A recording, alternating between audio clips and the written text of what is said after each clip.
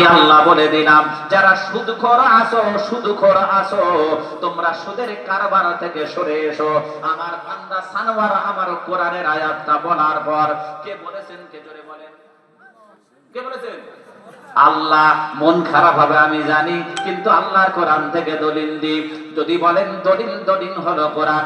আল্লাহ রাব্বুল আলামিন বলেন, ইয়া আইয়ুহাল্লাযীনা আমানু তাকুল্লাহ ওয়া দারু মা বাকিয়া মিনার রিবা ইন কুনতুম মুমিনিন।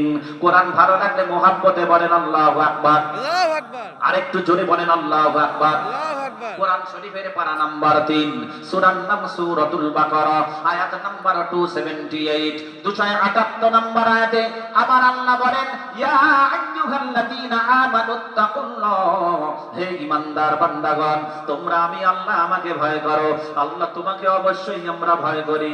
আল্লাহ বলেন, এবারে শুনে নাও, ওয়াদারু, এটা আরবি গ্রামার হলো আমরের সিগা, আমরুল উজুব, ওয়াজিব। আল্লাহ বলেন সুদখোর তোমরা ছেড়ে দাও, ওয়াদারু ছেড়ে দাও। কাদের বলছেন? সুদখোরদের যারা আছে, কে আছে আমি জানি না। আল্লাহ বলছেন সুদখোর তোমরা ছেড়ে দাও। কি ছেড়ে দেব? মা বাকিয়া মিনার রিবা, সুদ যা খেয়েছো বাকি অংশ তোমরা ছেড়ে দাও। ইন কুনতুম মুমিনিন, ইন হলো শর্তিয়া, বাংলা মানে যদি তোমরা ইমানদার হিসাবে দাবি করো।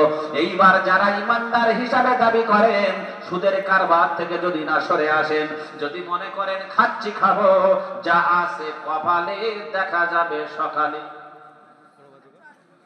ওর নামটা ইমানদারের খাতায় থাকবে। আল্লাহ বলছে ইচ্ছা করে যদি খাবো ছেড়ে দেবো। এবার বন্ধু এসে না সে তো অনেক দূর যাবে, বেশি করে বলা যাবে না।